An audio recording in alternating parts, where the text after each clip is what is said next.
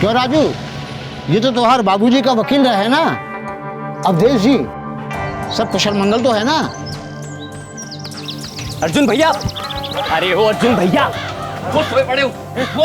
अरे यार इतनी मुश्किल से तो आग लगी थी, तुम आगे चिल्ला। अरे हमने वो वकीलवा को देखा, क्या नाम है उसका, अवधेश के बाबूजी फिर खेत निपटाने के चक्कर में तो नहीं है? तुम इतना बौखला काहे रहे हो? उनके बेटे हैं, ये तमी को मिलाएंगे। और किस माई के लाल में दम है जो हमारे हक पे आगे डाले? फिक्र मत करो, बाबूजी हमको बेदखल नहीं कर सकते।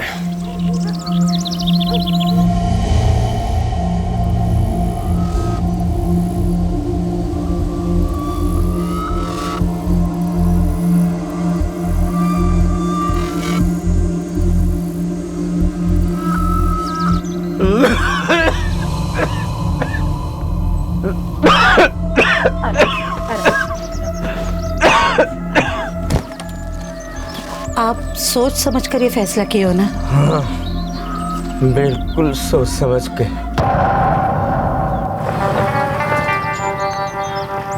लो, वकील साहब भी आ गए। पिंकी, वकील साहब के लिए कुर्सी लाना। प्रणाम मनमोहन जी। प्रणाम वकील बाबू। रेनू को बोल दे चाय रख दे। वसीयत बना दी है, सुना हूँ। मैं मनमोहन चौहान, पुत्र स्वर्गीय दामोदर चौहान, निवासी ग्राम बारुकिया, जिला उन्नाव, उत्तर प्रदेश, अपनी 12 बीघा जमीन जिसका पंजीकरण क्रमांक BK 12267/98 और ग्राम बारुकिया, जिला उन्नाव, उत्तर प्रदेश में स्थित है, यह निष्पादन करता हूँ कि मेरी मृत्युपरांत इस जमीन की इकलौती हकदार मेरी धर्मपत्नी प्रमिला चौहान होगी और इस जमीन से जुड़े सारे फैसले यही करेंगी जब तक कि ये अपनी मर्जी से इस जमीन को किसी और के नाम नहीं कर दे। कैसा चाहते थे, ठीक है ना? काका चाय। कैसी हो रानी बिटिया? हम ठीक है काका। आप ठीक से सोचे है ना? हमारे 2 बेटे हैं, उनके नाम कुछ नहीं लिखा, वो चुप रहेंगे का? घर सर पे उठा लेंगे वो। हमने सब सोच समझ लिया। ये जमीन अगर इनके नाम हमने कर दी तो या तो ये से बेच खाएंगे या आपस में लड़ मरेंगे। निकम्मे कहीं के। प्रमिला, तुम जानते हो ना हमारी 2 बेटियां भी, और बेटियों को शादी विवाह के समय ये जमीन ही काम आएगी। तुम्हारे बेटियों की नीयत खोटी है और वो खोटी ही रहेगी, कभी नहीं बदलेगी।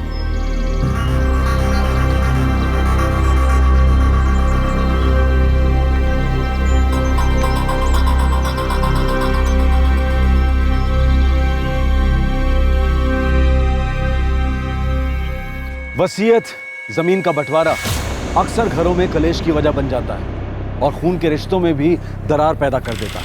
जो वसीयत छोड़कर जा रहा होता है उसे ये चिंता सताती रहती है कि उसके फैसले से सारे घर का भला होगा भी या नहीं। और अक्सर जो अपने आप को वसीयत का दावेदार मानते हैं वो कई बार उसे पाने के लिए अपनों का खून बहाने से भी नहीं चूकते।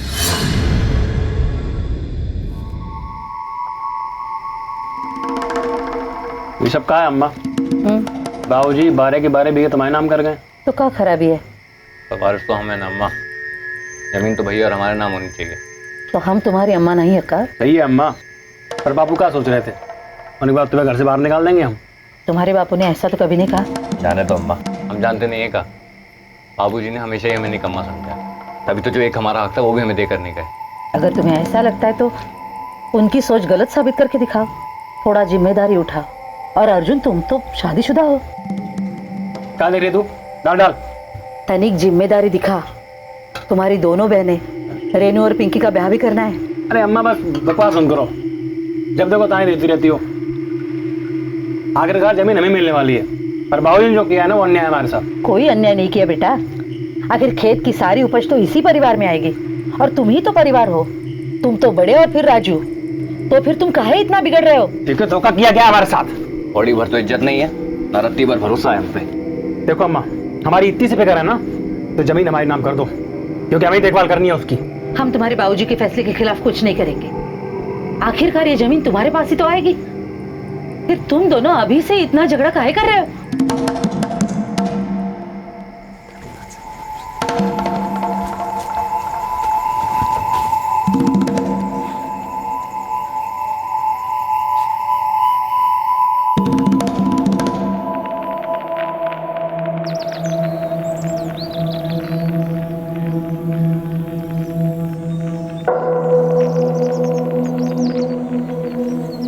आपकी बेटी रेनू पसंद है। हमें भी आपका बेटा उमेश पसंद है। और हाँ, हमने पंडित जी से दोनों की कुंडलियां भी मिलवा ली हैं। जब सब कुछ सही है तो क्यों ना ब्याह जल्द से जल्द कर दे। हमें कोई एतराज नहीं है, कहो तो अभी समूह दिलवा देते हैं। जैसा आपने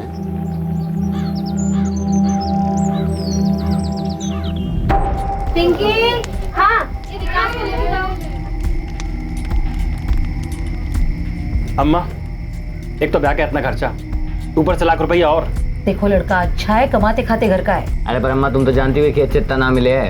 अब अगर लड़की की शादी करनी है तो पैसा कहाँ से लाओगी? अरे कुछ तो करना पड़ेगा ना। मानो इस बार जाने देते इस रिश्ते को तो क्या होगा? ब्याह तो करना पड़ेगा ना।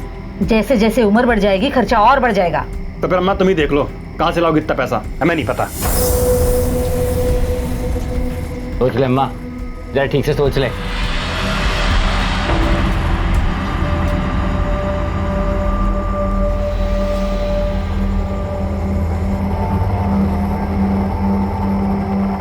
एक लाख बड़ी रकम नहीं है प्रमिला जी, मगर ब्याज ज्यादा होगा। आप तो जानती हैं आजकल बैंक के ब्याज बहुत ज्यादा है, और पैसे जमा करो तो बैंक ज्यादा ब्याज देती नहीं। हम जानते हैं किशन लाल जी, पर क्या करें, और कोई चारा भी तो ना है। इतनी पूंजी भी नहीं है कि दोनों का ब्याह करा सके। अब जवान बेटी घर में बिन ब्याही रखे तो घर की इज्जत मिट्टी में मिले। वो तो परलोक सिधार गए, अब जो भी करना है हमें करना है।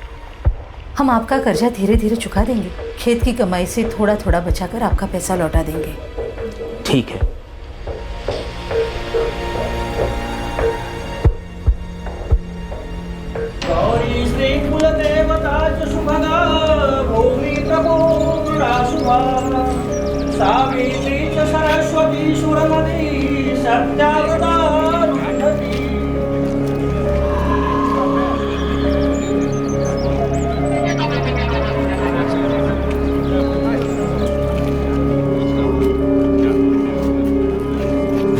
अच्छा खर्चा किया है शादी में जीजा जी।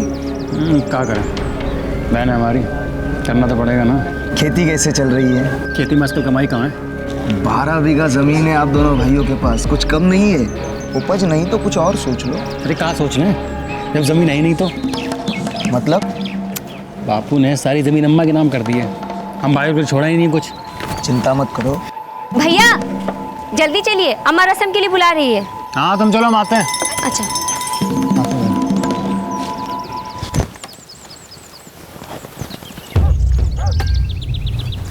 अरे विमला बेटी, कैसी हो? प्रमिला जी हैं घर में? हाँ हाँ, आप बैठिए, हम बुलाते हैं। कोई बात नहीं, आजकल में मुझे पैसे लेने तो आना ही था। सिर्फ चिंता की बात यह है कि और देर होती जाएगी तो ब्याज बढ़ता जाएगा। पता है किशन लाल जी, आगे चल के ऐसा ना हो कि ब्याज इतना बढ़ जाए कि आप उसे चुका ही ना पाए। आखिर यही तो मेरा व्यापार है, इसी काम से तो मेरा घर का चूल्हा चलता है। आप भरोसा रखिए किशन लाल जी, हम आपके पूरे पैसे सूद समेत लौटा देंगे। जानते हैं आपसे 2 महीने मांगे थे और 4 महीने बीत गए, पर हम लौटा देंगे। ठीक है, आप कहती हैं तो। नमस्ते।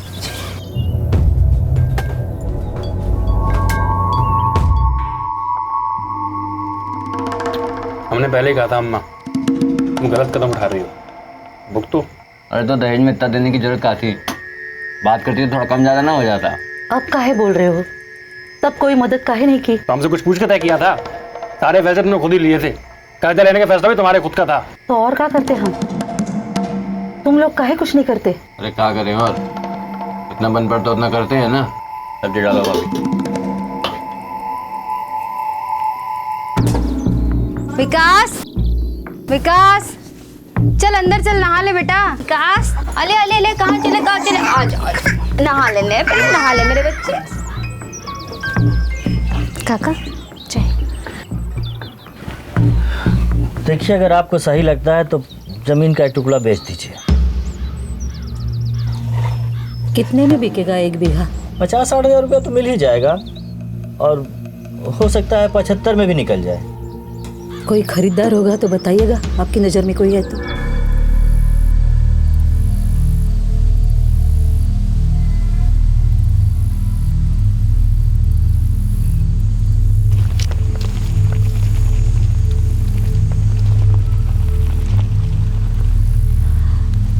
इस जमीन में से 2 बीघा बेचना है। काहे की खेती होती है? चावल उगता है। चावल? ये तो जमीन बहुत बंजर है। अरे बरसात होने दीजिए फिर देखना, अभी तो फसल काटे हम। लेकिन माता जी 90,000 तो बहुत ज्यादा है। पर यही तो दाम चल रहा है ना।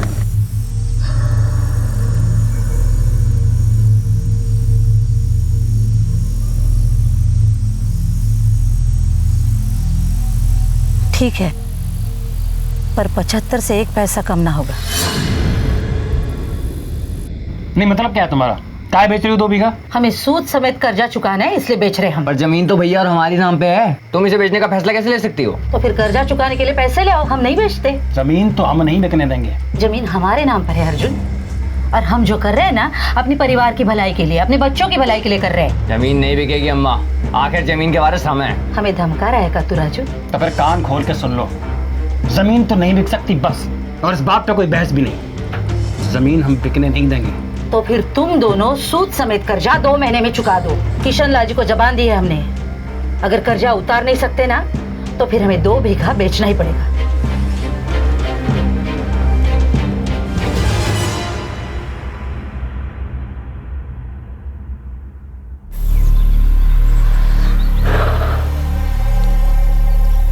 हमें अम्मा को ये सौदा करने से रोकना होगा। और भैया कर्जा चुकाने के लिए इतना पैसा लाएंगे कहाँ से? अरे जमीन हमारी है, पहले बाबूजी धोखा दे गए, अब अम्मा दे रही हैं। आज 2 बीघा बेचिए, कल 4 बेच देंगे, धीरे धीरे पूरी जमीन हाथ से निकल जाएगी, हमारे हिस्से में कुछ आएगा ही नहीं। तो क्या करें भैया?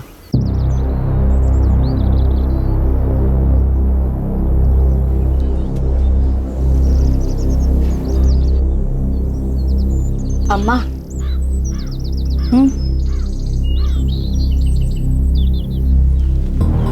तनी उनकी बात भी सुन लो, मतलब उन्हें भी जरा समझने की कोशिश तो करो। देखो बहुरिया, वो दोनों हमारी औलादे हैं, घर की जिम्मेदारी उन्हीं को उठानी चाहिए। उन दोनों को जो करना था उसमें उनके बापू ने उनकी बहुत मदद की, मगर उन दोनों ने कोई भी काम कभी दिल लगा के किया नहीं, ना पढ़ाई की ना कमाई। अरे जमीन तो उनकी कमाई है, जितना हक इन बेटों का है ना उतना ही हक रेनू और पिंकी का भी है। दोनों बेटियां भी वारिस है, हम तो सिर्फ उन्हें उनका हक दे रहे हैं। अब मेहरबानी करके ये बात अपने पति को भी समझा दो।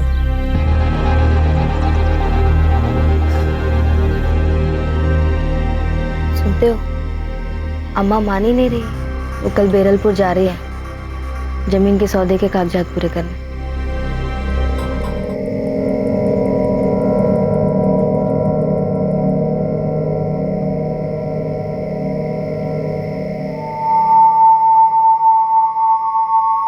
राजू, राजू, राजू, उठ, उठना।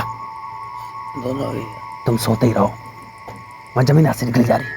चलो जल्दी उठ, उठ, उठ, उठ, आजा। हमें अम्मा को रोकना होगा। अम्मा को? होगी हमारी अम्मा, लेकिन इस वक्त हमारी दुश्मन बनी बैठी, और दुश्मन को एक बार ढील दी तो जिंदगी भर गुलामी करनी पड़ेगी। भैया लेकिन है तो हमारी अम्मा ही। अरे अम्मा है तो हमारी फिक्र क्यों नहीं करती? हमारी जिंदगी बर्बाद करने पे क्यों तुली हुई है?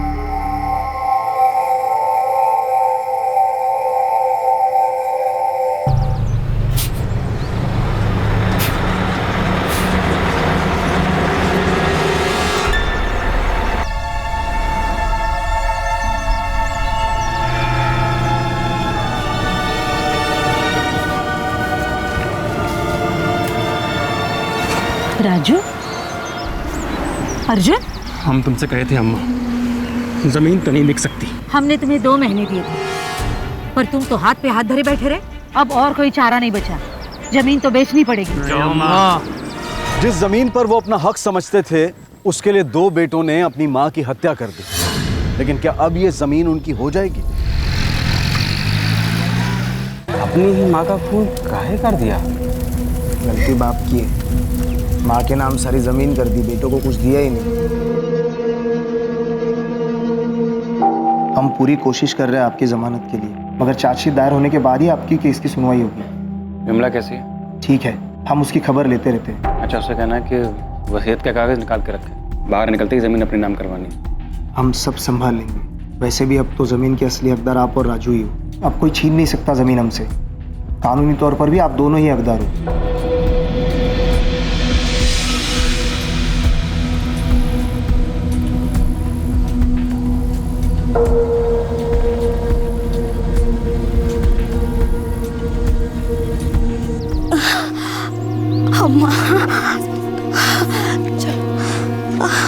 हम अस्पताल निकलते हैं पिंकी, तुम बाद में आ जाना।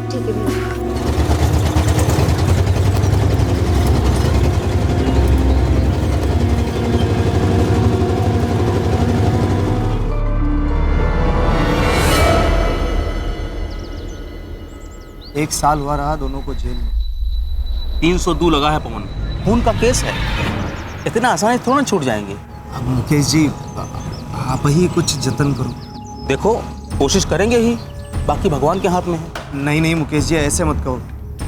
8 महीने हुए हमारी बहन को बिटिया हुई। अर्जुन जीजा है हमारा, बेटी से खेलने को तरस गया है। पवन तुम परेशान मत हो, हम कुछ करते हैं। जल्दी कीजिए।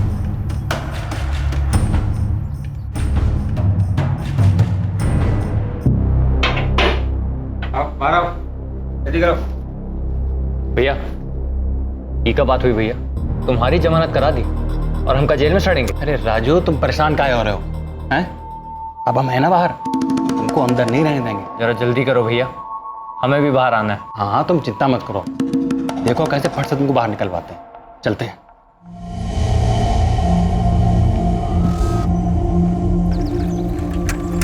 जो गांव वाले तुम दोनों को पकड़े रहे वो बैठे थोड़ी ना रहेंगे इस कोर्ट कचहरी के चक्कर में। देखना खून के केस में कोई दम ही नहीं होगा। सबसे पहले वो जमीन हमें हमारे नाम कराएंगे। जीजा जी ये काम जल्दी निपटाना अच्छा रहेगा। ठीक है, सही बात।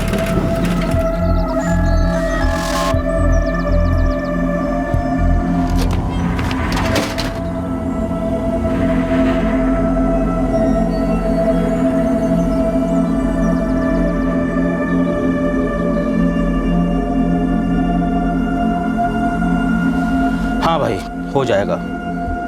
कुल 12 बीघा जमीन है, 6 तुम्हारी और 6 राजू की। वकील साहब एक काम और करवाना है। क्या? अच्छा भाई लोग चलते हैं। अरे गोविंद। हाँ राजू बोल। हमारे काम करोगे क्या? हाँ जरा बारुकिया गांव का एक चक्कर लगाओ, वहाँ हमारा बड़ा भाई अर्जुन, उसे कह देना मिलना चाह रहे हैं। ठीक है अब जाएंगे तो, लेकिन अब कुछ दिन बाद जाएंगे। वो क्या है ना, बड़ा दिन बाद निकले ना यहाँ से, इसीलिए चलते हैं। पीछे वाली कैरी में पानी लेवा फटाफट, चलो।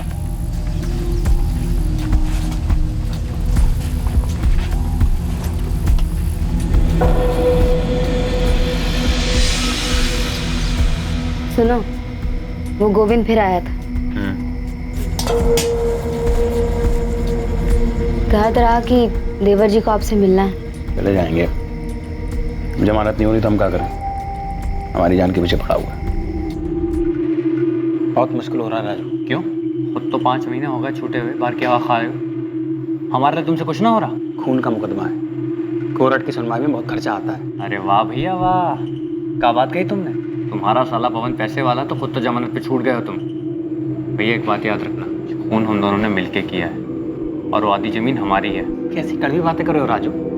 हम कोई मना किए तुमसे? मना नहीं किए तो छुड़ा दो हमें। अरे यार तुम समझते नहीं हो, तुम्हारी ब्याह के चक्कर में सुबह शाम चक्कर लगा रहे हैं, पैसा भी पानी की तरह बह रहा है। तुम ही बताओ कहाँ से लाएं इतना पैसा?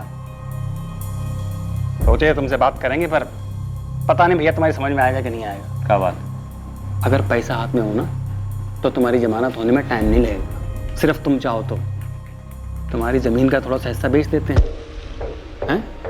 हाथ में पैसा आ जाएगा, तुम्हारी जमानत हो जाएगी।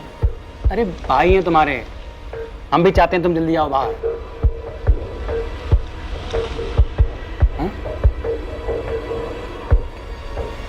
कितने जमीन बेचना होगा भैया? ये कागज में कहाँ लिखा है कि कितना जमीन बेच रहे हो? अरे अब जितने पैसों की जरूरत होगी उतनी जमीन बेचेंगे ना, हैं? उससे एक बिलान ज्यादा नहीं बेचेंगे। जगह खाली छोड़ दी देखो। भैया भरोसा कर रहे हैं तुम पे, हमें धोखा मत देना। भाई हैं तुम्हारे, तुमसे बेईमानी करेंगे? हैं? चलो लगाओ। लगाओ लगाओ।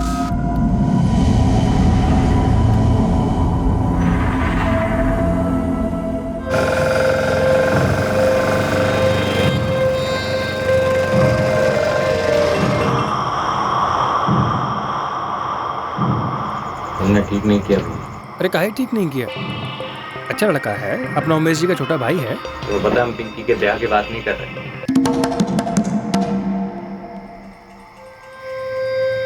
तुमने हमारे हिस्से की 2 बीघा जमीन हड़प ली भैया। क्या मतलब झड़प ली? बताया नहीं था। जमानत के लिए जमीन बेचनी पड़ेगी। और बेची किसको? विमला भाभी के नाम करवा दी। देखो राजू, तुम्हारी ज़मीन कोई खरीद नहीं रहा था, ठीक है?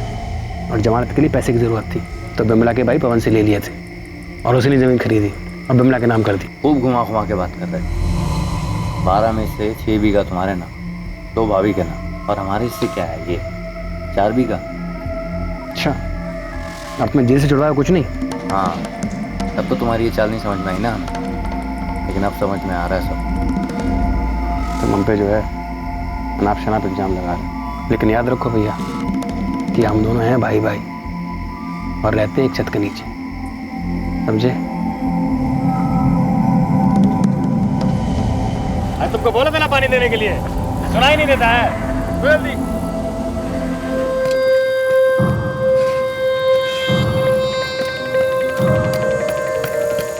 दोनों ने मिलकर अपनी मां को जमीन बेचने से रोकने के लिए एक प्लान बनाया और अपनी मां का खून कर दिया। लेकिन अब जाकर राजू को एहसास होने लगा था कि अर्जुन हर कदम पर उसका फायदा उठा रहा था और वो इसके बारे में कुछ नहीं कर पा रहा था।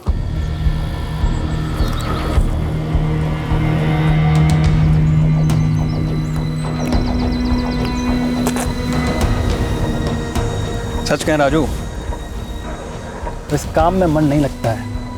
ठीक है, ज़मीन हमारे नाम हो गई है, लेकिन उपज इतनी नहीं ज़मीन की आजकल। और तुम बांटे भी ज़मीन को ऐसा हो कि हमको भी कुछ नहीं मिलता।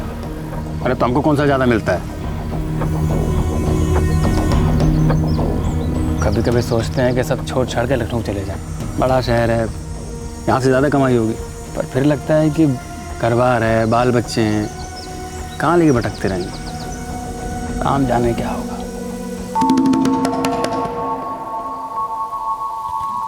तुम बोलो, क्या सोचते हो? पता नहीं। देखो, हमारी मानो तो तुम लखनऊ निकल लो। अरे तुम अभी अकेली जान हो, घर बार का बोझ नहीं है, वहाँ चले जाओगे, 4 पैसे ज़्यादा कमाओगे, यहाँ बड़े बड़े सड़ते रहोगे। हाँ?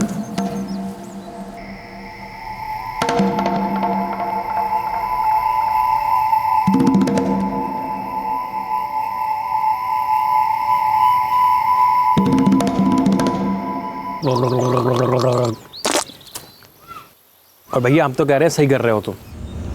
लखनऊ में बतेरे काम होंगे, अब देखो कैसे पैसा आता है तुम्हारे पास। हम सोच रहे हैं आज रात ही निकल जाए। अब क्या बताएं राजू, तुम जा रहे हो अच्छा तो नहीं लग रहा है, लेकिन जीवन सुधर जाएगा तुम्हारा।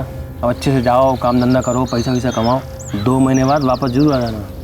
पिंकी का ब्याह है और 2 महीने तक कुछ हुआ तो ठीक है, नहीं तो घर का भागा जा रहा है।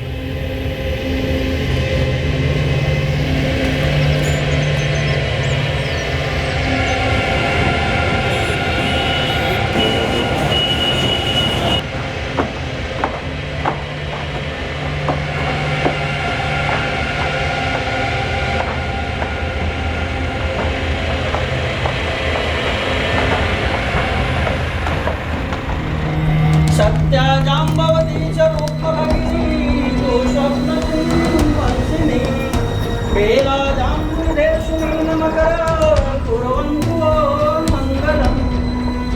ठीक ही ठाक काम है भैया, दिहाड़ी की मजदूरी है और क्या। मगर कुछ तो आता हुआ हाथ में। हाँ बस गुजर रही है। अरे तो अच्छा है, तू निकल गया यहाँ से। अब यहाँ तो सब वैसा ही है राजू, कुछ ना बदला। देखो भाई, अब हम कब निकलते हैं यहाँ से।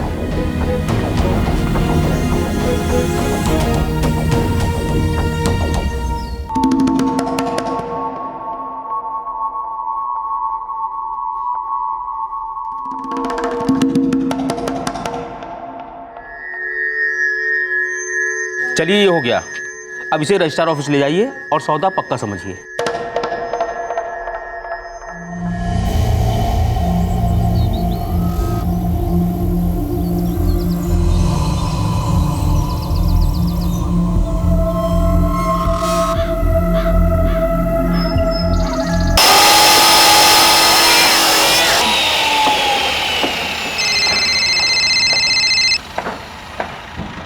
हेलो। हाँ बोलो गोविंद, सब ठीक? अरे कुछ ठीक नहीं है राजू, तू सुनेगा तो तेरे पाँव तले जमीन खिसक जाएगी। क्या हो गया? अरे तुम्हारा भैया है ना, तुम्हारे हिस्से की जमीन बेच दी उसने।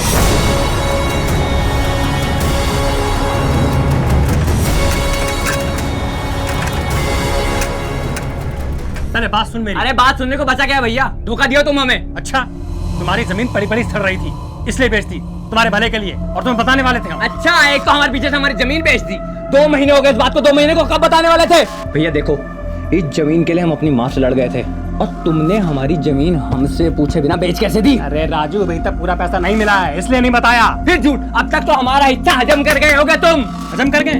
हजम कर गए? ये ले, ये सौदे के शगुन के पैसे हैं, ठीक है? जब से मिले यहीं पड़े हैं, हाथ नहीं लगाया हमने। और ये पूरा पैसा नहीं है, पूरा पैसा आना बाकी है, जब आएगा तुमको दे देंगे। कितना है ये? 50,000 है। 50,000? कितने का बेचे हो हमारा जमीन? 50,000 बीघा। 6 साल पहले जब अम्मा बेच रही थी तब तो 75,000 बीघा मिल रहा था। भैया तुम कहना चाह रहे हो 6 साल में कीमत बढ़ने की जगह घट गई है? राजू, तुम्हारी जमीन बंजर थी, कुछ लाभ था वहाँ पे, जितने मिले बहुत है। और जमीन ना आजकल मिट्टी के भाव बिक रही है। मिट्टी के भाव में भी गई है भैया, मिट्टी तुम डाल रहे हो हम पे, हमारा पैसा बटोर के चूना लगा रहे हो भाई भाई करके हमें, लेकिन हम ये होने नहीं देंगे, याद रखना। तुझे अपने सगे भाई पे भरोसा नहीं है? अरे हटाओ अपना सगा सौतेला। और एक बात याद रखना भैया, चोर हो तुम, चोर। अगर हमें हमारा पैसा नहीं मिला 75,000 रुपया बीघा के हिसाब से, किसी को जमीन पे कदम नहीं रखने देंगे, अपन बता रहे हैं। राजू, राजू, सुन तो मेरी बात सुन भाई, जमीन का ये भाव चल रहा है। बहुत धोखा खा लिया भैया, अब और नहीं। आखिरी बार कह रहे हैं, हमें हमारा पूरा पैसा दे दो, वरना ठीक नहीं होगा। अरे राजू, तुम समझते नहीं हो, जिनको जमीन बेचे हैं ना, उन्होंने 1 महीने का टाइम मांगा है बकाया देने के लिए। जैसे हमारे हाथ में पैसे आएंगे ना, तुम्हारे हाथ में रख देंगे। और सोचो इतने पैसे से क्या कुछ नहीं कर पाओगे। 5 साल तक घिसाई करोगे ना, तब भी इतना पैसा नहीं कमा पाओगे, समझे? और बैंक में रख दोगे तो जिंदगी भर ब्याज खाओगे। अब बैठो।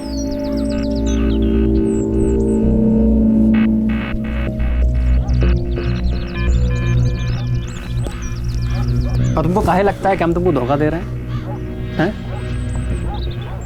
सगे भाई है ना तुम्हारे।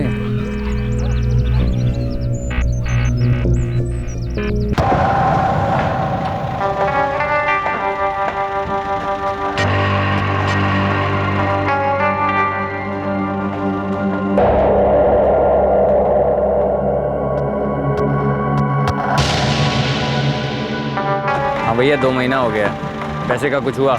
अभी तक पूरा पैसा मिला नहीं है राजू। हाँ, जब तक पूरा पैसा नहीं मिलेगा तब तक जमीन पर हाथ नहीं रखने देंगे, तुम चिंता मत करना।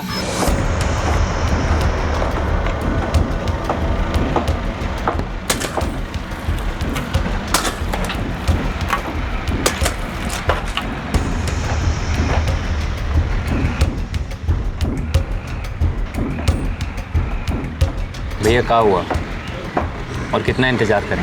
अरे भैया, हम भी तो वही कर रहे हैं, मगर पैसा आएगा जरूर, इस बात का विश्वास कर सकते हो। अरे अपने पैसा ऐसे ही जाने देंगे का? क्या हुआ, पैसा नहीं है का? कहता और इंतजार करो। मनीष,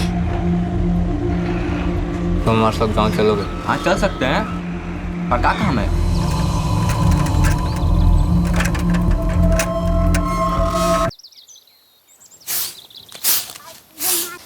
विकास, ये क्या कर रहे हो तुम लोग? दिखाई नहीं दे रहा है? लगाएंगे तुमको एक थप्पड़। चलो उठा के रखो।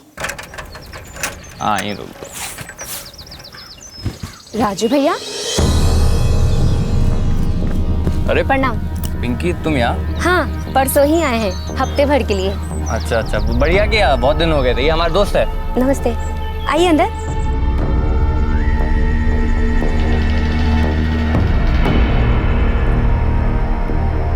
जब से राजू आया है, हम दोनों साथ मिलकर मजदूरी करते हैं। भाई अच्छा है कि शहर में उसका तुम जैसा दोस्त है राजू। तुम भी शादी ब्याह का सोचो। सोच रहे हो?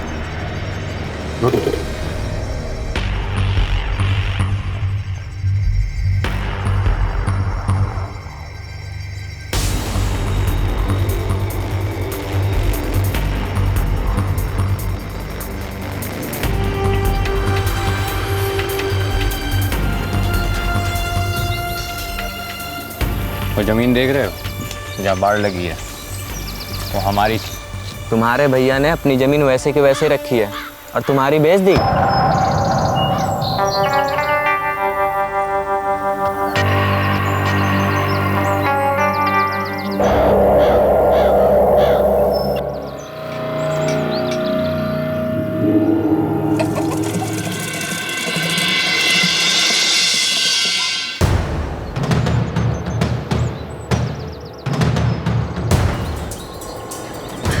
राजू के बापू जल्दी देख।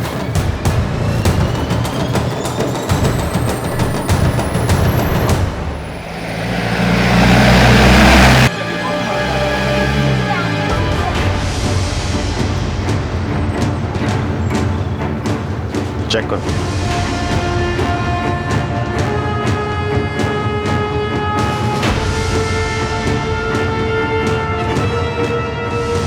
सर, घर में तो कोई नहीं है, मगर किसी ने अलमारी लूटी है। लेकिन अर्जुन का छोटा भाई राजू, उसका दोस्त और उसकी छोटी बहन पिंकी तो यहीं थे। कल रात भी यहीं थे। जी हाँ साहब, हमने कल रात को उन सबको यहीं देखा था। साहब, इस आदमी ने उन तीनों को देखा, राजू, पिंकी और राजू का दोस्त, तीनों को। हाँ साहब, मैं सुबह सुबह उन तीनों को रेलवे स्टेशन पर छोड़ करके आया हूँ। कितने बजे? 6:30 बजे। साहब, राजू सुबह सुबह हमारे घर पे आया और हमको नींद से उठा करके ले गया।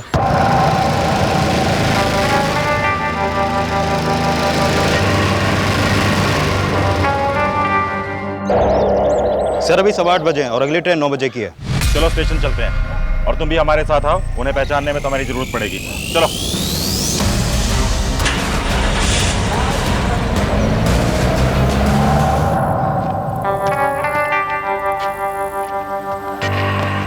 नौ बजे से पहले कोई ट्रेन नहीं है क्या? अरे हमें आने में देरी हो गई, सुबह 6:45 की एक ट्रेन और थी।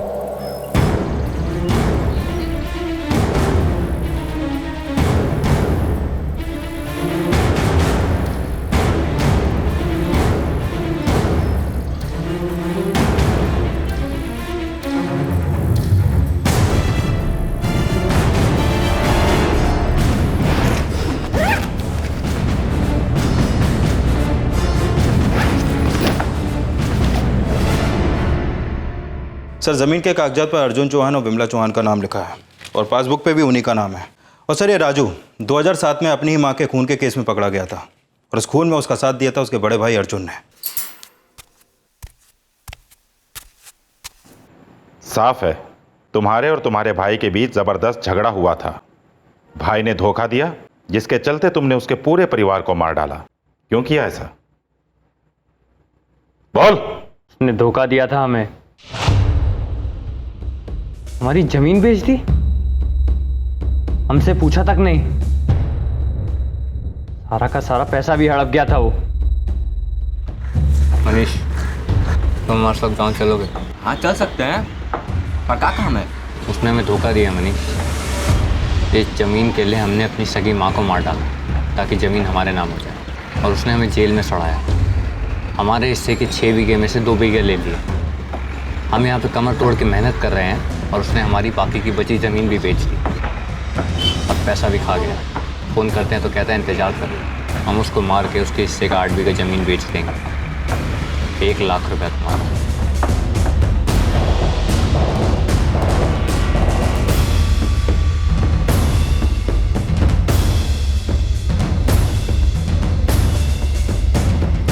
राजू कैसे करे? तेरी बहन यहाँ पे सोई हुई है। मुझे क्या पता था यहीं पे होगी। थोड़ा इंतज़ार करते हैं। रुक।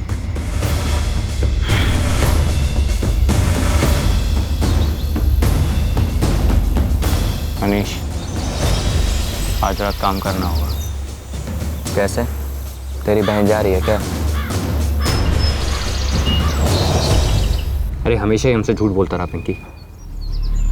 पहले कहता था कि ज़मीन हम दोनों की है, लेकिन जब जेल से निकला ना सब सोच समझ के निकला था।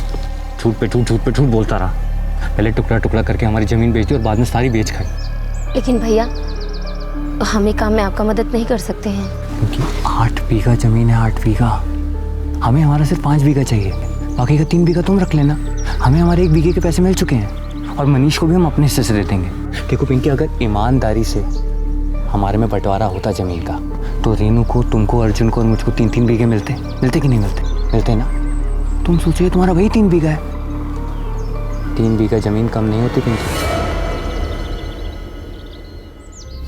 हमारे 2 बेटे हैं, उनके नाम कुछ नहीं लिखा।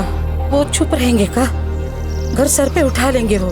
ये जमीन अगर इनके नाम हमने कर दी तो या तो ये इसे बेच खाएंगे या आपस में लड़ मरेंगे।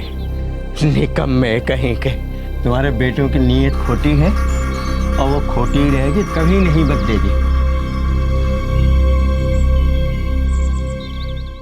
राजू, पिंकी और मनीष को आईपीसी की धारा 302 के तहत हत्या के लिए और 201 के तहत सबूत मिटाने के लिए हिरासत में लिया गया है। केस की चार्जशीट दर्ज हो चुकी है। कुछ महीनों बाद पता चला कि बर्थ सर्टिफिकेट के हिसाब से जुर्म करने के समय मनीष नाबालिग था। वो इस वक्त जमानत पर रिहा है।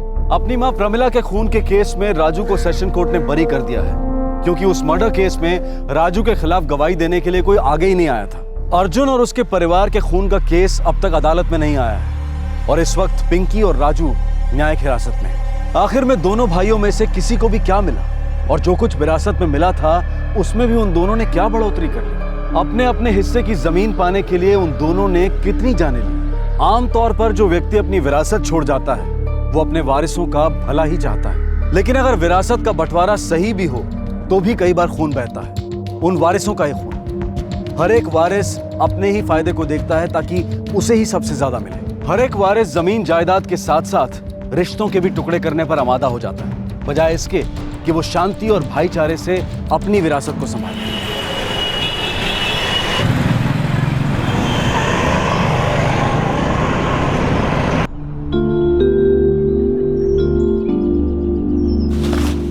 मम्मी, मैं जा रहा हूँ कॉलेज के लिए। बेटा सांभाळून जा और जल्दी घर आना। हाँ।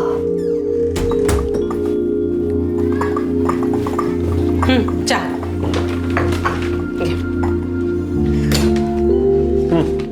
जावेद, ये रूपा सोसाइटी की एफिडेविट है, कल देना है। नोटरी करवानी पड़ेगी ना सर? हाँ, नोटरी करवा देना, साथ में ये बिल्स भी अटैच कर देना। ठीक है जी, कल ही कर देना, बहुत ज़रूरी है। बिल्कुल सर, मैं कल सुबह सबसे पहले यही काम करा। और ये अनजानी सोसाइटी के अकाउंट्स भी आ गए, इन्हें एक्सपेंस शीट के साथ टैली कर देना। ठीक है जी सर, अभी करता हूँ।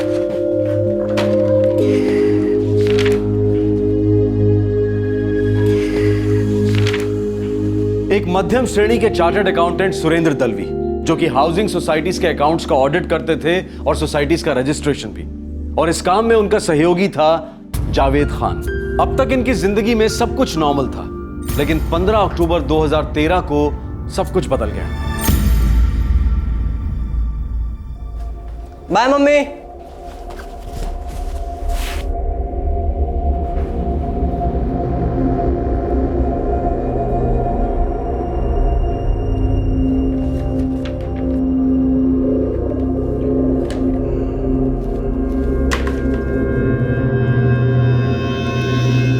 तुम्ही डायल केलेला नंबर बंद आहे, कृपया थोड्या वेळाने पुन्हा।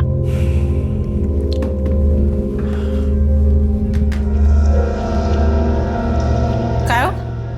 जावेद नहीं है अब तक? पता नहीं कहाँ रह गया, फोन भी स्विच ऑफ आ रहा है। आज उसे रूपा सोसाइटी की एफिडेविट भी देनी थी, पता नहीं कहाँ रह गया। तुम्ही डायल केलेला नंबर बंद आहे। देख, बंद है फोन। कामात अडकला असेल, ट्रैफिक भी तो बहुत है ना अभी।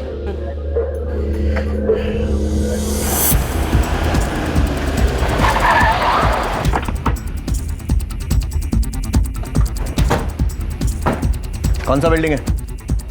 यही बिल्डिंग है सर।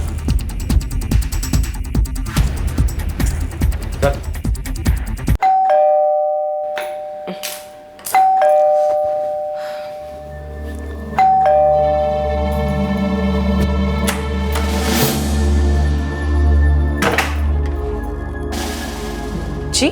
सुरेंद्र दलवी घर में है। वो आहे, लेकिन आप लोग कौन? जावेद? क्या हुआ क्या है? सुरेंद्र दलवी कहाँ है? साहब मेरी बात तो सुनिए साहब, हुआ क्या बताइए तो साहब। कौन है आप लोग? जावेद, ये सब क्या है? Inspector Kadir, Vashi police station. मांगे घाट के एक एक पेपर की जांच करो। सर।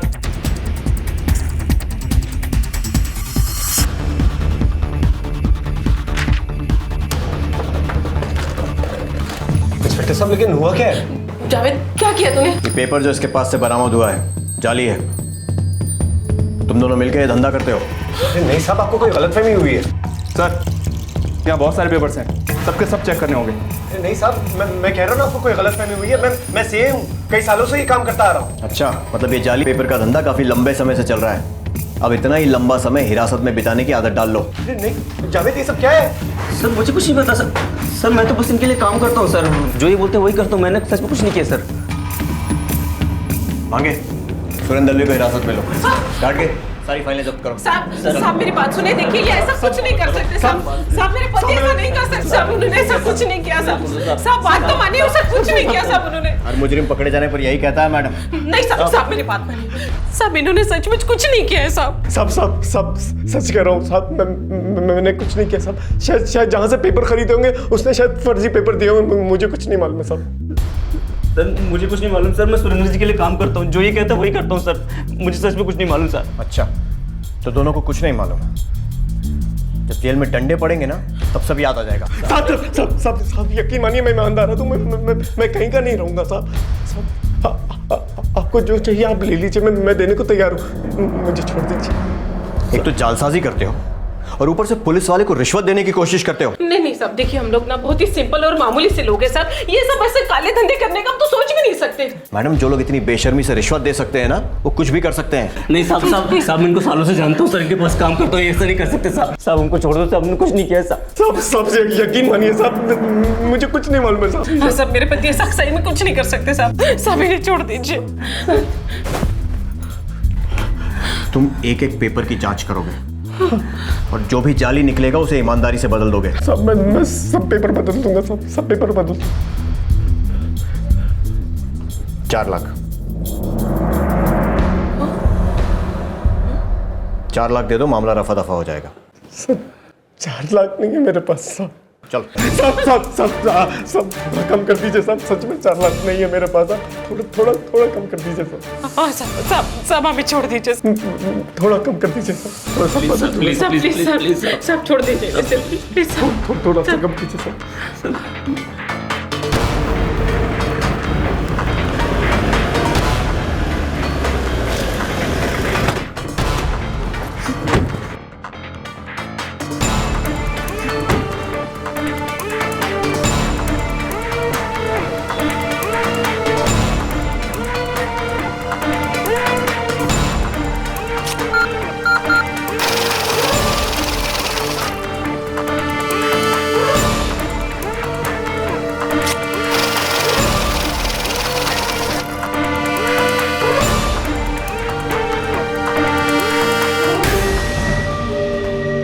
ठीक है, अभी 40,000 लेकर छोड़ रहा हूँ, लेकिन ये मत समझना कि फिर ऐसा कोई गलत काम करके बच जाओगे। नहीं साहब, मैं अभी जाकर एक एक पेपर चेक कर, कोई भी गलती निकली ना तो मैं उसी वक्त पेपर बदल।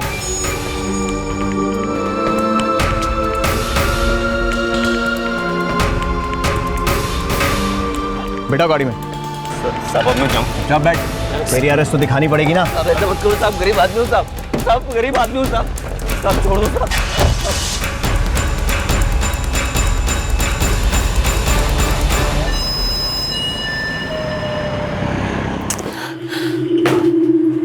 आओ आप एक बार ये सारे पेपर ठीक से चेक क्यों नहीं कर लेते? देखो ना, शायद इसमें कोई फर्जी पेपर भी हो। ये सारे पेपर्स रजिस्टर्ड है और सोसाइटीज को दिए जा चुके। अगर इनमें कुछ भी गड़बड़ निकली ना, मैं फंस जाऊँ। पापा, अभी तो आपने 40,000 दे के बात टाल दी है, लेकिन बाद में अगर ये बात सामने आए कि पेपर्स नकली थे तो? मोहित, मुझे पता नहीं, मैं एक मुसीबत से बुरी तरह से निकला हूँ, अब दोबारा किसी मुसीबत में फंसना नहीं चाहता। पापा, आपको सच में नहीं पता था कि ये जाली पेपर्स हैं?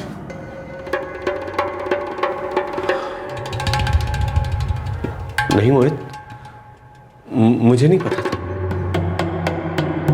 पुलिस ने मामले को दबाने के लिए 4 लाख रुपए मांगे, लेकिन सुरेंद्र दलवी ने 40,000 रुपए में समझौता करवा लिया। लेकिन क्या सचमुच ये मामला यही खत्म हो चुका था?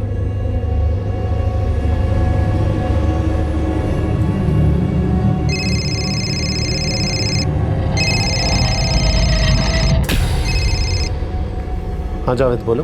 सर मैं फंस गया हूँ सर। आप तो निकल गए इस मुसीबत से और मुझे फंसा दिया सर आप।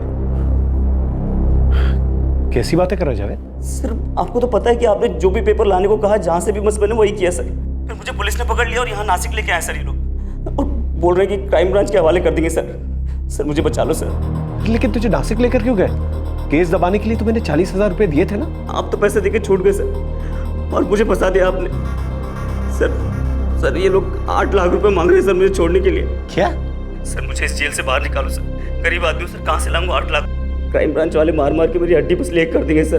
प्लीज मुझे यहाँ से बाहर निकालो। देख जावेद, मुझसे जो बन पड़ा मैंने किया, इससे ज्यादा नहीं कर सकता। तू जो कर सकता है तू कर, मैं तेरी मदद नहीं कर सकता जावेद।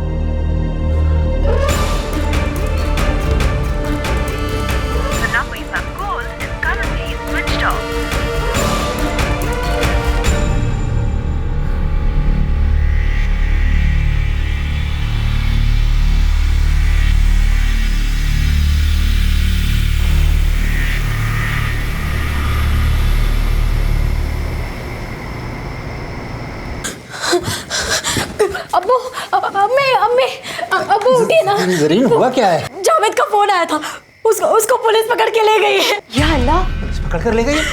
लेकिन जावेद ने किया क्या है? कुछ फर्जी कागज का केस बताया है।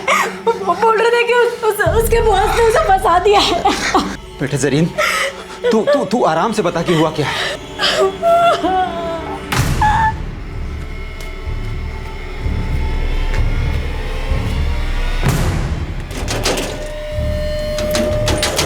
अस्सलाम वालेकुम चाचा।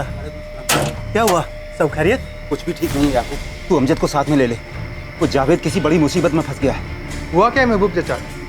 बेटा वो जावेद को पुलिस पकड़ के ले गई। वो कुछ फर्जी कागजों का चक्कर। जावेद कह रहा था उसके बॉस सुरेंद्र ने उसे फंसाया और पुलिस उसे नासिक ले गई है और छोड़ने के लिए 8 लाख रुपए मांग रही है। 8 लाख? बेटा जावेद कह रहा था कि तुम दोनों ही उसे बचा सकते हो।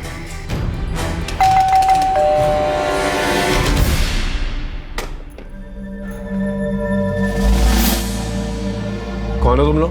सुरेंद्र जी, मैं याकूब हूँ, जावेद का दोस्त, और ये अमजद है। कुछ बात करनी है आपसे। हाँ बोलो। साहब आपको तो मालूम है साहब, जावेद फंस गया है, उसको छुड़वाने गए साहब। मैंने कुछ नहीं किया साहब। वो आपके लिए ही काम करता था ना, और ये फर्जी कागजात सब भी आपके ही काम के थे साहब। वो गरीब है इसलिए पुलिस वालों ने उसको पकड़ के रखे लाए। आप हमारी मदद करो साहब। उसको छोड़ने के लिए वो लोग 8 लाख रुपए मांग रहे हैं। अरे फर्जी पेपर वो खुद लेके आया था, अब खुद फंस गया है। उसके चक्कर में मुझे भी फंसा दिया उसने। तुम लोग जाओ यहाँ से। हाँ, मैं कुछ नहीं कर सकता। ऐसा मत करो साहब, 4 साल से तो जावेद आपके यहाँ काम कर रहा है। अगर ऐसे में आप पीछे हटोगे तो कैसे होगा साहब? अब आप ही उसे बचा सकते हैं। बस बस बस, बहुत हो गया। मैंने कहा ना मैं कुछ नहीं कर सकता। प्लीज जाओ यहाँ से।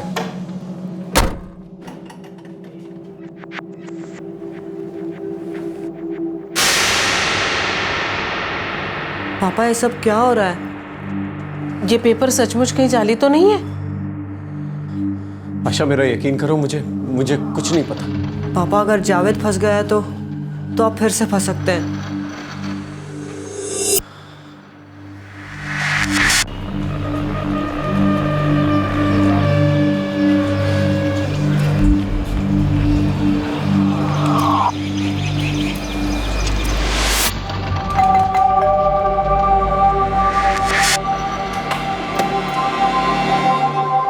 सलाम आशा जी।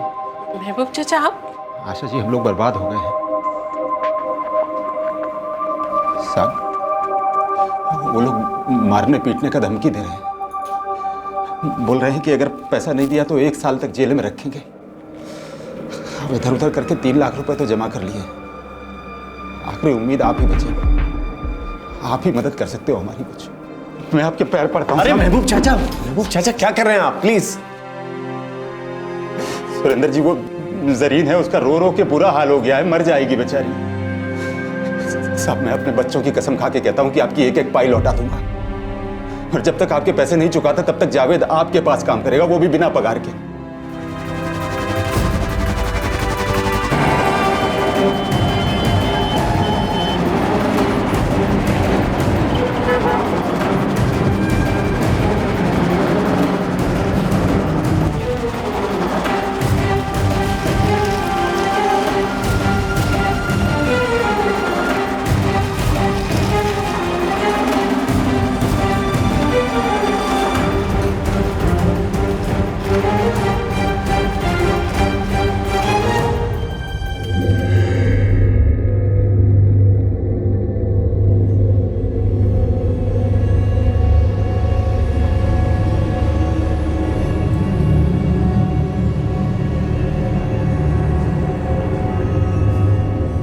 चल निकल, छुट्टी तेरी।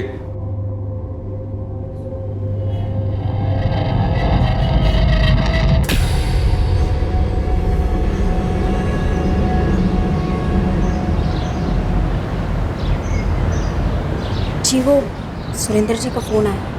कदम घर पे नहीं हूँ। जी सुरेंद्र जी वो किसी काम से बाहर गए। हाँ ठीक है।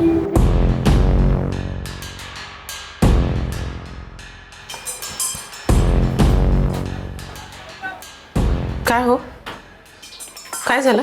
वो कमीना जावेद मेरे सारे पैसे लेके भाग गया और ऊपर से फोन भी खुद नहीं उठाता है। छोड़ूंगा नहीं उसको।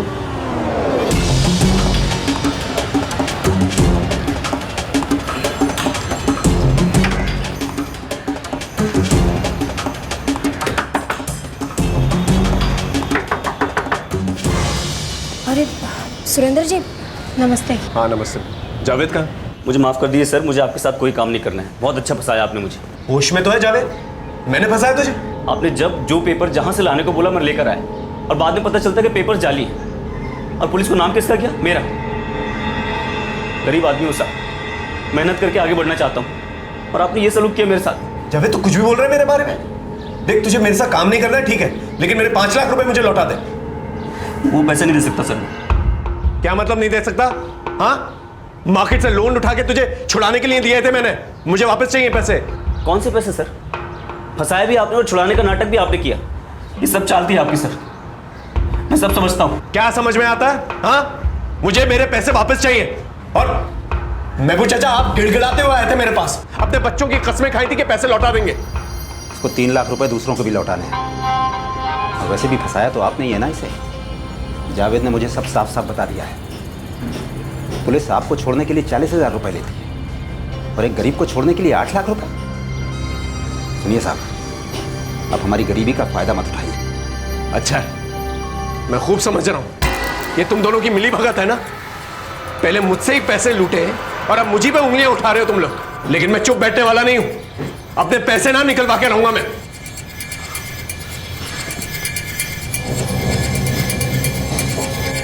अच्छा नाटक रचा है सब लोगों ने मिलकर, मुझी से पैसे लिए, अब सब मिलजुल कर मुझी पे उंगलियां उठा। पापा असली सवाल यह है कि वो पेपर्स वाकई नकली हैं भी या नहीं। मेरी तो कुछ समझ में नहीं आ रहा ये सब हो क्या रहा है। मतलब कौन झूठ बोल रहा है, कौन सच बोल रहा है, कुछ समझ में नहीं आ रहा है।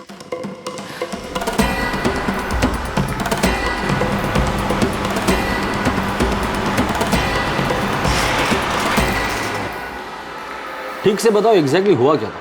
साहब वो लोग वाशी थाने से थे। इंस्पेक्टर कादिर, सब इंस्पेक्टर भांगे और असिस्टेंट इंस्पेक्टर घाटके। कौन है आप लोग? जावेद ये सब क्या है? Inspector Kadir, Vashi police station, Bhange, Ghatke. वो लोग जावेद को नासिक ले गए और धमकी दी थी कि क्राइम ब्रांच के हवाले करेंगे। हाँ साहब, उसने फ़ोन किया था मुझे कि वो उससे 8 लाख रुपए मांगे। फिर उसके दोस्त याकूब और अमजद घर तक चले। आप हमारी मदद करो साहब। साहब उसको छोड़ने के लिए वो लोग 8 लाख रुपए मांग रहे हैं। मैंने इनकार कर दिया। फिर उसका बाप चला है, बड़ा रोया धोया। मैं आपके पैर पड़ता हूँ। अरे महबूब चाचा क्या कर रहे हैं आप? प्लीज। इन सबके दबाव में आकर मैंने 5 लाख रुपए का इंतजाम भी कर दिया। ठीक है चलो मान लिया जो तुम कह रहे हो वो सच है, लेकिन अभी तो तुम कह रहे थे वो पुलिस वाले जब तुम्हारे घर आए थे तो उनको देने के लिए तुम्हारे पास 4 लाख भी नहीं थे। सब थोड़ा कम कर दीजिए साहब, सच में 4 लाख नहीं है मेरे पास। फिर ये 5 लाख कहाँ से आए? साहब उस वक्त मैं बहुत घबरा गया था सर, और वाकई में घर में पैसे नहीं थे, इसलिए मैं उनको एटीएम तक लेके गया और जितना पैसा था सब कुछ निकाल कर दी थी। लेकिन जब जावेद फंस गया तो मुझे लगा शायद मैं भी इस चक्कर में बुरी तरह से फंस जाऊंगा, इसलिए मैंने मार्केट से 5 लाख रुपए का लोन उठाया उसे निकलवाने के लिए। और अब वो लोग कह रहे हैं कि वो लोग पैसे वापस नहीं देंगे। और साहब मैंने सारे पेपर्स चेक किए, एक भी पेपर फर्जी नहीं है। इस सारा का सारा खेल जावेद का रचा हुआ है मुझे लूटने के लिए। ठीक है, हम लोग जावेद को इंक्वायरी के लिए बुलाते हैं, जाइए।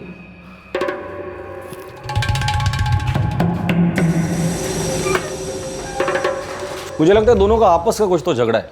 दोनों में से एक कोई तो दूसरे को घुमा रहा है। एक काम करो, इस जावेद को बुला लो और तुम ही पूछताछ कर लेना। सब क्या चल रहा है? सब क्या झोल है? अब झोल कोई झोल नहीं है साहब। साहब उल्टा सुरेंद्र जी ने मुझे 1.5 साल से पैसे नहीं दिए थे। पूरे 5 लाख बनते थे सर। जैसे तैसे बड़ी आनाकानी करने के बाद उन्होंने पैसे दिए और अब झूठा इल्जाम लगा रहे सर मुझ पर। क्या? जी साहब, सब गरीब आदमी हूँ सर, मैंने कुछ नहीं किया। सुरेंद्र जी ने मुझे 1.5 साल से तनख्वाह नहीं दी थी सर। मैंने कर्जे के बहाने से जैसे तैसे उनसे पैसे निकलवाए और सब हाथ धो के मेरे पीछे पड़ गए। उसके बाद से सर झूठा केस लगा रहे हैं मेरे ऊपर सर। हाँ साहब, जावेद सच बोल रहा है। तो ये पुलिस रेड, ये जाली पेपर, ये सब क्या है फिर? सब मन गढ़ंत कहानी है सर उसकी। ऐसा कुछ नहीं हुआ सर। इसके मन में जो भी आ रहा है वैसी कहानी बनाकर आपको बता रहा है सर। उसके घर कोई पुलिस रेड नहीं हुई है sir. Inspector Kadir, Vashi police station. ये पेपर जो इसके पास से बरामद हुआ है जाली है। सब मैं सब पेपर बदल दूंगा सब। 4 लाख दे दो, मामला रफा दफा हो जाएगा।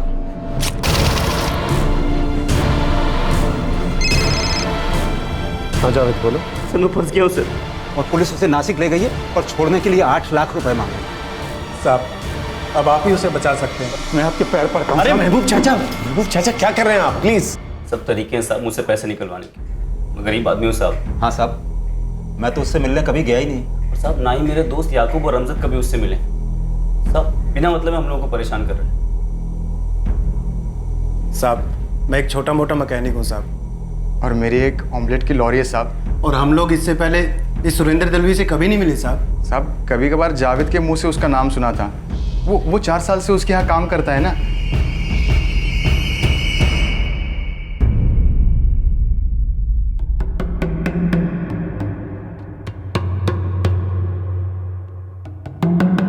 हकीकत क्या थी? ये पुलिस की रेड, वो रिश्वत, कौन था जो मनगढ़ंत कहानियां बना रहा था? कौन झूठ बोलकर दूसरे को फंसा रहा था और कौन किसको ठग रहा था? देखिए, मैंने जावेद और उसके बाप महबूब से कई बार पूछताछ की और हर बार उनका एक ही जवाब होता है कि ये सब झूठ है। अरे साहब, झूठ वो लोग बोल रहे हैं, ठगाया उन लोगों ने मुझे। अब जाके समझ में आ रहा है कि ये सब उनकी मिली भगत है। और वो जावेद तो पहले से ही बेईमान है। सर ये सोसाइटी का उन्हें बहुत सारा पैसा है सर। थोड़ी हेरा फेरी करके अगर कुछ निकाल भी लेंगे तो किसी को खबर नहीं होगी। तेरा दिमाग तो ठीक है ना? क्या बकवास कर रहा है? भड़को मत सर। इतनी सारी सोसाइटीज़ के अकाउंट देखते हैं हम लोग। थोड़ा भी इधर उधर करेंगे तो लाखों जमा हो जाएंगे सर। लाखों मिलेंगे आपको, थोड़ा बहुत मुझे दे दीजिएगा। और सर इतनी बड़ी बड़ी सोसाइटीज़ हैं, किसी का कोई नुकसान भी नहीं होगा। तू पागल तो नहीं हो गया? हाँ, इतने सालों से यहाँ मैं ईमानदारी से काम करता आ रहा। सब लोगों का भरोसा है मुझ पर, और तू कह रहा है कि मैं इनका भरोसा तोड़ दूं? तू इतने सालों से मेरे साथ काम कर रहा है, इसलिए इस पागलपंती के लिए ना मैं तेरी इन बातों को नजरअंदाज कर रहा हूं। आइंदा से इस किस्म की बकवास मत करना मेरे साथ।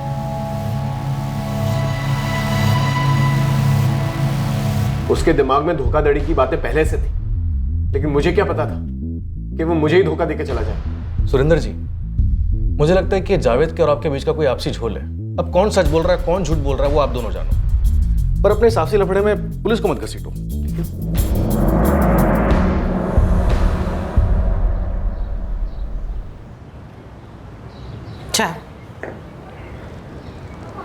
मैं इस तरह से उस आदमी को अपने पैसे मारने नहीं दूंगा, और इस तरह से अपने आप को बेवकूफ भी नहीं बनने दूंगा मैं।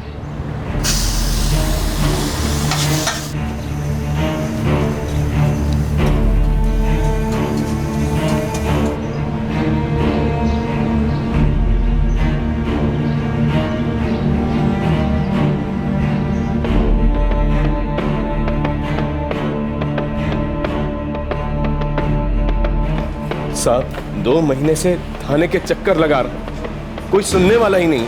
साहब वो सब इंस्पेक्टर आपसे हमेशा यही कहते हैं कि ये तुम लोग का आपसी मामला है, पुलिस को बीच में मत लो। साहब मैं सच कह रहा हूँ कि ये जावेद जो है ना, इसने मुझे बुरी तरह से लूटा है। सर आपने क्या है, ये केस अभी तक खत्म नहीं हुआ? सर ऐसा नहीं है, मैंने जावेद और महबूब को कई बार थाने में बुलाया, लेकिन हर बार इन्होंने कहा कि इन्होंने जावेद को 5 लाख रुपए देने थे जो ये देने से मुकर रहे थे, और जावेद ने इनसे लोन के बहाने वो पैसे लिए, लेकिन पैसे उसी के थे। सर उनका कहना है कि सब इनकी मनगढ़ंत और झूठी कहानी है। नहीं साहब, ये जावेद जो है ना झूठा है। साहब मैं एक ईमानदार से, मैं जिनके साथ काम करता हूँ ना, आप उनसे पूछ लीजिए। ये जावेद हमेशा से पहले से बेईमान है। ये वाशी पुलिस स्टेशन के ऑफिसर्स, क्या नाम बताया था उनका? साहब वो इंस्पेक्टर कादिर, सब इंस्पेक्टर भांगे और असिस्टेंट इंस्पेक्टर घाटके। ठीक है, अब कल आ जाइए, मैं खुद इंक्वायरी करता हूँ।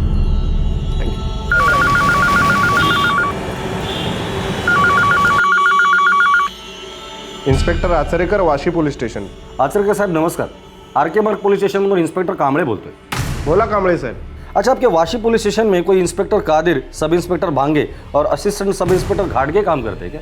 कादिर, भांगे, घाटगे? नहीं, मैंने ये नाम तो कभी नहीं सुने. नवी मुंबई के तो किसी भी पुलिस स्टेशन में ये लोग नहीं है. कांबळे साहब, मैं पिछली 10 साल से इस एरिया में काम कर रहा हूँ. सारे ऑफिसर्स मेरे बहुत ही अच्छे पहचान के. Thank you Achrekar sir. इस नाम के कोई भी पुलिस वाले वाशी पुलिस स्टेशन में नहीं है सर, इसलिए मैं किसी बात पे ध्यान नहीं दे रहा था. अगर ये झूठ बोल रहा है तो उसका झूठ पकड़वाना भी जरूरी है. एक काम करो, ये सुरेंद्र जो कुछ भी बता रहे हो उसके बारे में पता करो. उसका एटीएम से पैसे निकालना, महबूब का उसके घर पे पैसे मांगने के लिए आना, याकूब और अमजद, सब पता करो. अगर सब झूठ है तो साफ हो जाएगा कि ये सुरेंद्र बेकार में ही शोर मचा रहा है.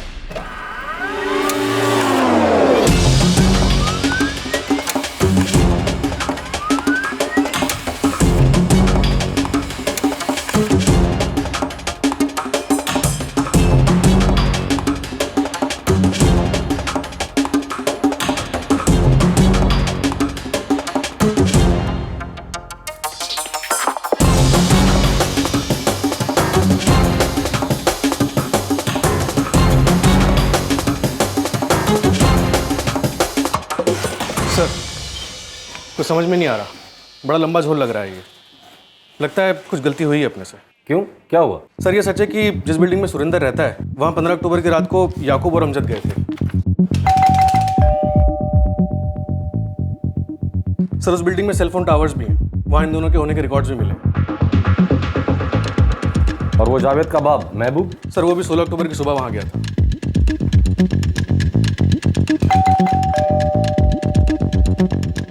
और सर, 15 और 16 अक्टूबर को जावेद नासिक में ही था. उसने 15 अक्टूबर की रात 11:30 बजे सुरेंद्र को फ़ोन भी किया था. हाँ जावेद, बोलो. सर, मैं फंस गया हूँ सर. तो सर, 15 अक्टूबर दोपहर 12:55 पर सुरेंद्र वाकई एटीएम पे गया और उसने किसी को पैसे निकाल के दिए. ये उस एटीएम की सीसीटीवी फुटेज है.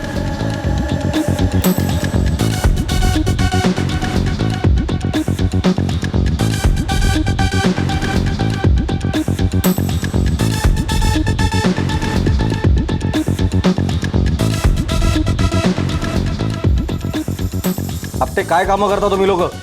ये सब इन्वेस्टिगेशन तुम्हें पहले करना चाहिए था. Sorry sir. रो धो के फायदा उठाया इन लोगों ने. अब देखना ये है कि माजरा क्या है, कौन इस केस का मास्टरमाइंड. ये केस अब एक दूसरा ही रुख लेने लगा था. पुलिस को इस बात का सबूत मिल गया था कि सुरेंद्र दलवी सच बोल रहे थे. तो क्या इसका मतलब यह था कि इस पूरी साजिश का मास्टरमाइंड जावेद ही था?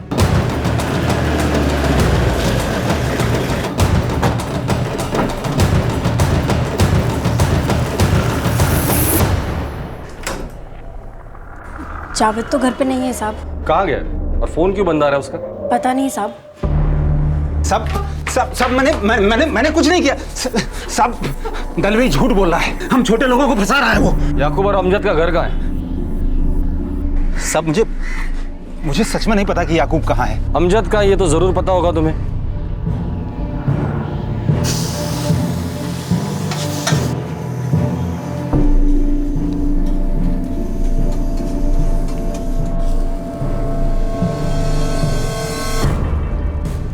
सब मेरे को छोड़. सब मेरे को छोड़. सब खुदा का, सब मैंने कुछ नहीं किया.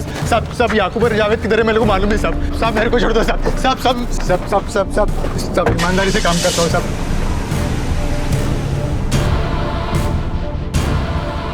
सब मैं सच बोल रहा हूँ. मैं सुरेंद्र जी से कभी नहीं मिला. झूठ बोल रहा है वो. हाँ साहब, मैंने भी कभी नहीं देखा उनको. तुम लोग सुरेंद्र को मिले थे, इसके सबूत है मेरे पास. और जब तक मुंह नहीं खोलोगे ना, यही सड़ाऊंगा. अब दोनों तय कर लो, सबसे पहले मुंह कौन खोलेगा. महबूब चाचा, जावेद किधर है? अरे नहीं पता कहाँ गया वो. फंसा के चला गया है हम लोगों को. अब पे याकूब और जावेद के घर के बाहर कांस्टेबल लगा दो. भाग भाग के जाएंगे कहाँ? सर,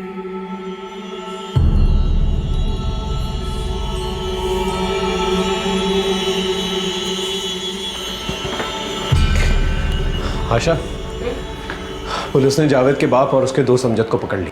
और जावेद? जावेद का अब तक कुछ नहीं पता। अरे जावेद के केका मैं क्यों भुगतूं? मैं पुलिस को सब सच सच बता दूंगा। पागल मत बन, हम सब फंस जाएंगे। अभी क्या कम फंसे है? वो निकल गया पतली गली से।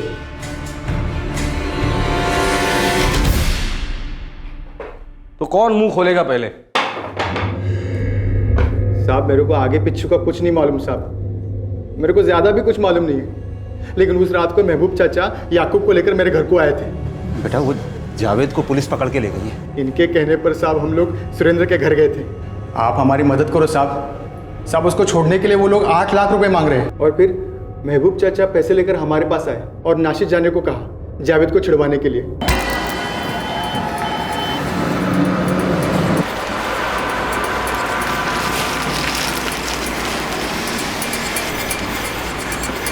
जावेद ने इस काम के लिए हमें 5-5 हज़ार रुपए दिए थे।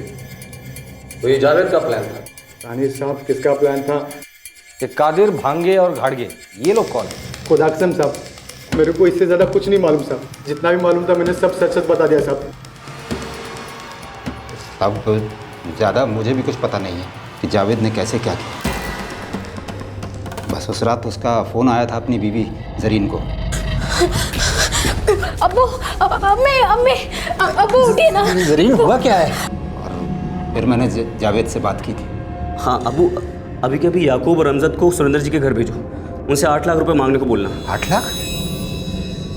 लेकिन जावेद हुआ क्या है? वो मुझे पुलिस ने पकड़ लिया है, किसी को कानो कान खबर नहीं होनी चाहिए, ऐसे सुमड़ी में सब कुछ करो। याकूब और अमजद वहाँ से खाली हाथ लौटे।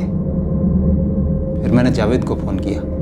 जावेद, वो दलवी जी ने याकूब और अमजद को पैसे देने से मना कर दिया है। अबू कल सुबह सुबह आप खुद उनके घर जाओ, गिड़गिड़ाओ, भीख मांगो, जो करते बनता है वो करो, लेकिन उनसे पैसे लेके आओ। और ये पुलिस वाले मार मार के मुझे जान से मार देंगे। अब जितने पैसे वो देते हैं उतने ले लो। 5 लाख देते हैं, 5 लाख ले लो, मैं पुलिस वालों को समझा लूँगा। ठीक है बेटा, जैसा तू बोले।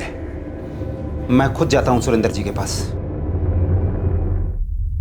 साहब मैंने सुरेंद्र जी से पैसे लेकर याकूब और अमजद के हाथ नासिक भेज दिए थे, और उसके बाद मुझे कुछ नहीं पता साहब। तुम सब मिले हुए हैं, अपने बेटे के साथ मिला हुआ है तुम। अब चुपचाप बता दे ये घाटगे, भांगे और कादिर ये है कौन? सच्ची कह रहा हूँ, मुझे कुछ नहीं पता साहब। ये तो मुझे बाद में पता चला कि ये सब नाटक था। जावेद ने आकर मुझे बताया। नाटक? ये सब तूने नाटक किया था? लेकिन किस लिए? अबू आप इस सब में ज़्यादा मत घुसो, ये मेरा ही पैसा है जो मुझे दलवी से निकलवाना था, कुछ लौटाना नहीं है उसको। लेकिन जावेद, मैंने दलवी साहब से वादा किया था कि तू उन्हें पैसे लौटा देगा। अब वो आप फिक्र मत करो, ये जाली कागजात के चक्कर में वैसे ही बहुत डरा हुआ है, ज़्यादा आवाज़ नहीं उठाएगा वो।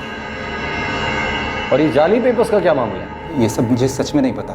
सच में कोई जाली पेपर्स थे या ये भी जावेद का रचा हुआ नाटक था? नहीं मालूम साहब। मुझे लगता है ये जाली पेपर्स का नाटक जावेद ने खड़ा किया है सुरेंद्र दलवी से पैसे लूटने के लिए। तो शायद सुरेंद्र सच कह रहा है कि जावेद हमेशा शॉर्टकट से पैसा बनाने के बारे में सोचता रहा है। जावेद कौन से बिल में जाके छुपा बैठा है? ढूंढो उसे। जावेद और याकूब के घर वालों को बुलाओ, डराओ धमकाओ, कुछ भी करो, भाग भाग के जाएंगे कहाँ? सीधे शरीफ होने का फायदा उठाया उस आदमी ने, सारा नाटक किया, फिर फर्जी पेपर से डराया धमकाया और मुझे लूट ले गया। पता नहीं पुलिस कभी उसे ढूंढ भी पाएगी या नहीं। पुलिस लगातार जावेद और याकूब पर दबाव बना रही थी। जावेद के अब्बा हिरासत में थे और उनके घर भी लगातार पुलिस की निगरानी में थे। जावेद और याकूब ये समझ गए थे कि पुलिस ढील देने वाली नहीं है, मामला ठंडा नहीं पड़ेगा। आखिर 2 महीने बाद उन दोनों ने सरेंडर कर दिया और फिर सामने आई चौंका देने वाली धोखाधड़ी की साजिश।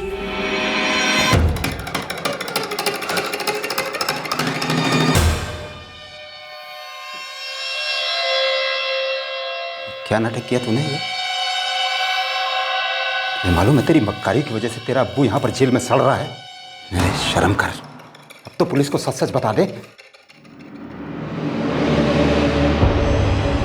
जावेद बिना टाइम पास किए बता दे ये क्या नाटक खेल रहा था तू? साहब मेरे को पैसा कमाना था, मैंने सुरेंद्र दलवी को समझाने की बहुत कोशिश की, मगर वो समझा नहीं कि हम कितने पैसे बना सकते थे। सीधा आदमी था तो तूने उंगली टेढ़ी कर दी। सिर्फ पैसे कमाने के लिए ये सब किया तूने? ये कादिर, भांगे और घाड़गे ये लोग कौन? ये सब तूने नाटक किया था। साहब मेरे को पैसा कमाना था, मैंने सुरेंद्र दलवी को समझाने की बहुत कोशिश की, मगर वो समझा नहीं कि हम कितने पैसे बना सकते थे। सिर्फ पैसे कमाने के लिए ये सब किया तूने? ये कादिर, भांगे और घाड़गे ये लोग कौन? साहब वो मेरे को नहीं मालूम साहब। सब मारो मत साहब, सब सच में नहीं मालूम मेरे को।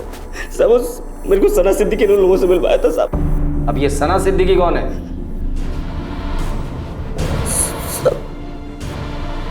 सना वही है जो अपने मोहल्ले में रहती थी।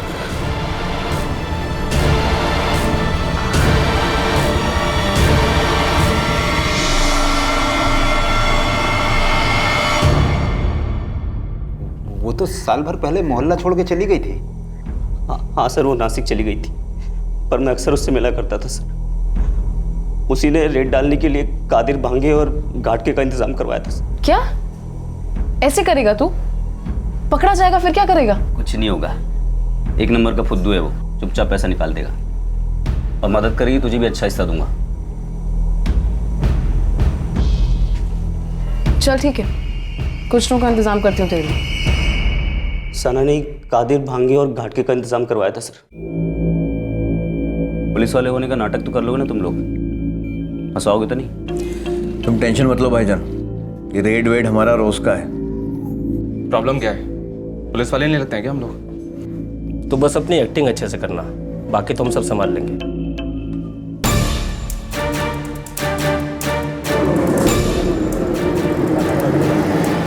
सुनो भाईजान, हो सकता है रेड के दौरान ये लोग तुम्हें एक दो चमाट भी लगा दें, तैयार रहना।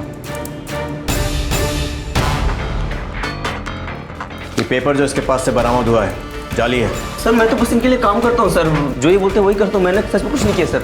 4 लाख दे दो, मामला रफा दफा हो जाएगा।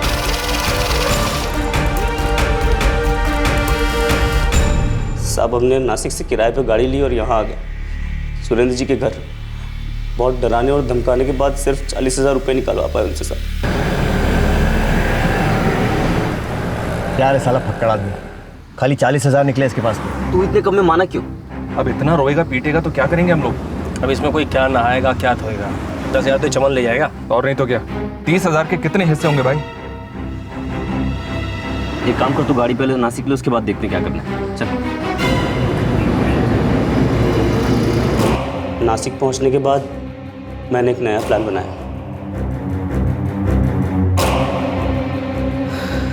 ये मान जाएगा, रो धो के पीछे पड़ जाऊंगा इसके, कुछ भी करके 5 लाख रुपए तो निकलवा ही लूंगा साले से। फिर तो अपना हिस्सा भी बढ़ जाएगा। हाँ। अच्छा, इतना सारा नाटक किया, नासिक से उनके साथ यहाँ तक आया, फिर भी तू ये कह रहा है कि तू तीनों को जानता नहीं है? नहीं साहब, सब मैं सच कह रहा हूँ साहब, मैं बस उन तीनों का नाम जानता हूँ साहब, मुझे नहीं पता वो तीनों है कहाँ। साहब मैंने बताया ना, सना सिद्दीकी ने मुझे उनसे मिलवाया था साहब। सना सिद्दीकी नासिक में कहाँ रहती है?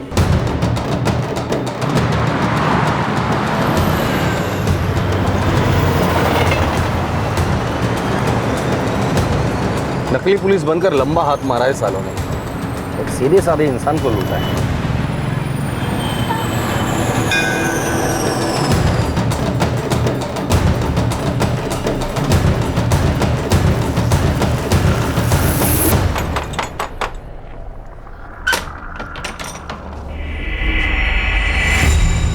असली पुलिस को देख के डर गई सना सिद्दीकी?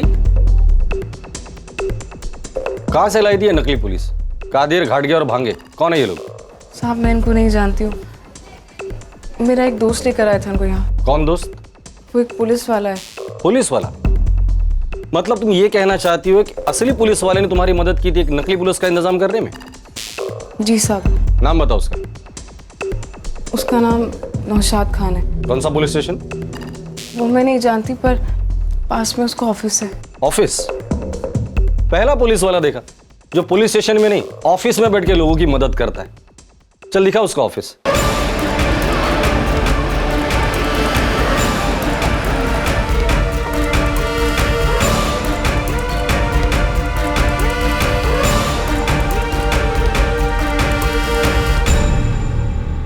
पहली बार देखा एक पुलिस वाला प्रॉपर्टी का धंधा खुलेआम कर रहा है। चलो।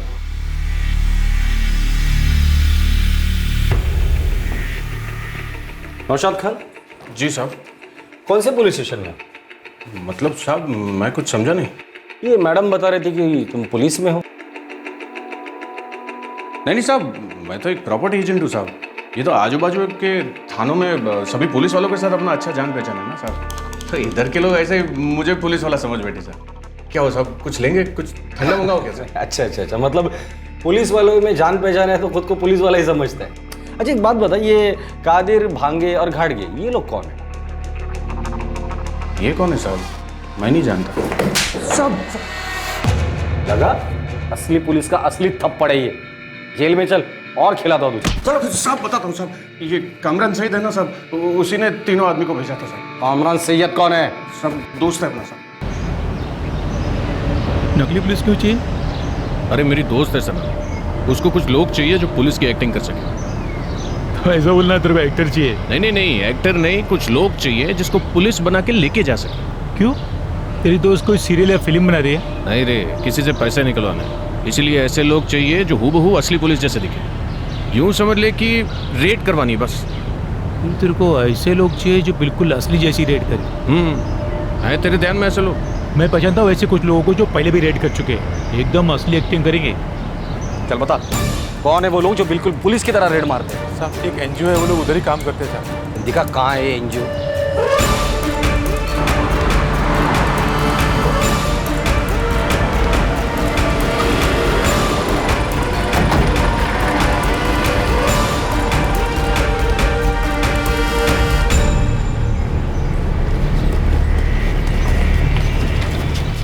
जी सर, हम एक एनालिसिस ब्यूरो चलाते हैं।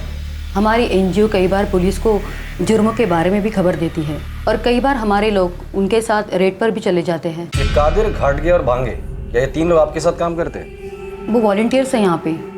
काय झालं? वो मैं बाद में बताता हूँ। इस वक्त तीनों कहाँ हैं? अंदर है। आखिर बात क्या है? आप बुलाएंगे उन्हें?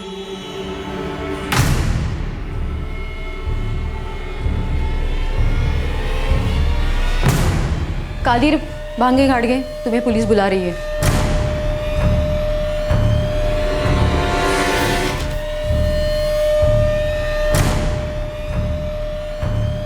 पुलिस की एक्टिंग अच्छी कर लेते हो। अब एक रोल मैं देता हूं तुम्हें, मुजरिम का। जेल में एक्टिंग करना। चलो।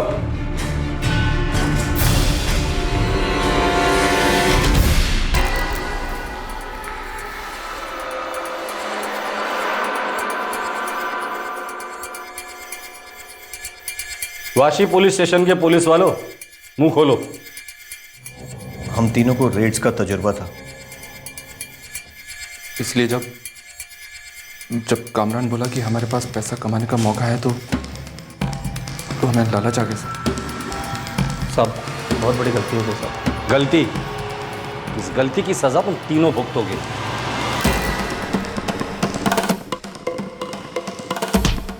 सर सारा पैसा कहाँ है?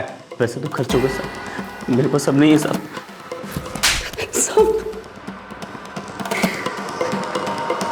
साहब मुझे सिर्फ 25,000 रुपये मिले थे। बाकी के पैसे कहाँ हैं? मुझे नहीं पता।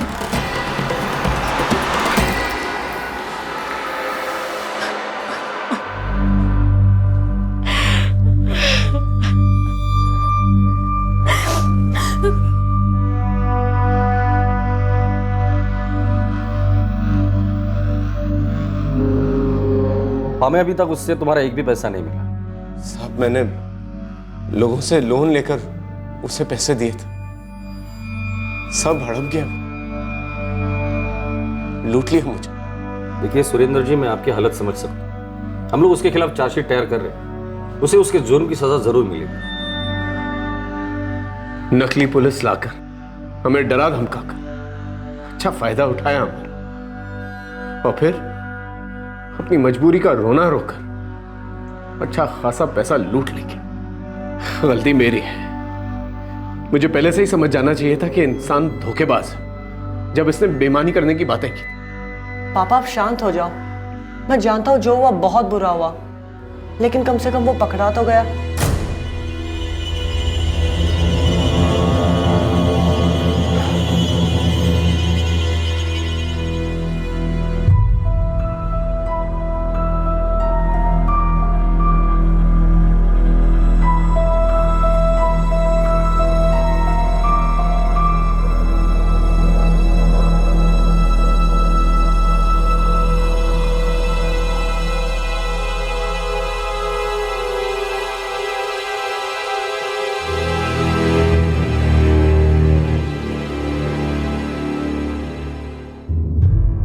3 धोखेबाज पुलिस के साथ कुछ दिन काम करने के बाद इतने कॉन्फिडेंट हो गए कि एक फ्रॉड आदमी के एक बेगुनाह आदमी को अपने झूठे नाटक से लूटने में मदद करने में उन्हें जरा भी डर नहीं लगा। सभी मुजरिम इस वक्त न्यायिक हिरासत में हैं, लेकिन चार्टर्ड अकाउंटेंट सुरेंद्र दलवी का पैसा अब तक नहीं मिल पाया है। सरकारी अधिकारियों का किसी काम को करने के लिए पैसा मांगना कोई नई बात नहीं है। हम सब की जिंदगी में कभी ना कभी ऐसा अनुभव जरूर आया है। ऐसे में जब कोई पुलिस के भेस में एक बेगुनाह इंसान के घर आ धमके और उसे इस तरह से डराने धमकाने लगे, तो बिना कोई गलती किए भी वो इंसान इस मुसीबत से छुटकारा पाने के लिए रिश्वत देने को भी तैयार हो जाता है। ऐसे में क्या कोई इंसान धमकाने वाले अफसर से उसकी पहचान दिखाने की मांग करेगा? घर में इस तरह से धमकाते हुए घुस आए सरकारी अधिकारी से कौन उसका पहचान पत्र मांग सकता है? सच बोले तो कोई नहीं। जिसके पास ताकत है वो उसका नाजायज इस्तेमाल करने से कभी नहीं चूकता है। हर मौके पर, हर जगह पर, ज्यादातर हर अधिकारी अपनी इस ताकत का इस्तेमाल करता ही है। कभी आम लोगों या निचले स्तर के कर्मचारियों पर अपना जोर दिखाता है, तो कभी खास जगहों पर अपने खास होने का एहसास कराता है। अगर किसी ने हिम्मत करके इनसे इनकी पहचान पत्र मांग भी ली, तो हिम्मत कैसे हुई तुम्हारी? तुम्हें पता है मैं क्या कर सकता हूं? ऐसी धमकियों की बाढ़ आ जाती है। सरकारी कर्मचारियों को अक्सर हम पब्लिक सर्वेंट यानी कि जनता का सेवक कहते हैं, लेकिन असल में ये जनता के मालिक बनकर जनता के साथ नौकरों से भी बुरा बर्ताव करते आए हैं। ये व्यवहार घिनौना तो है, पर सच्चाई ये है कि ये हमारे सिस्टम का हिस्सा बन चुका है। अगर आपका सामना किसी ऐसे इंसान से होता है जो सरकारी कर्मचारी होने का दावा कर आपसे इंपॉर्टेंट कागजात या जानकारी मांगने की कोशिश करता है, तो उससे उसका पहचान पत्र जरूर मांगे। सतर्क रहें और उस पहचान पत्र को क्रॉस चेक भी जरूर करें।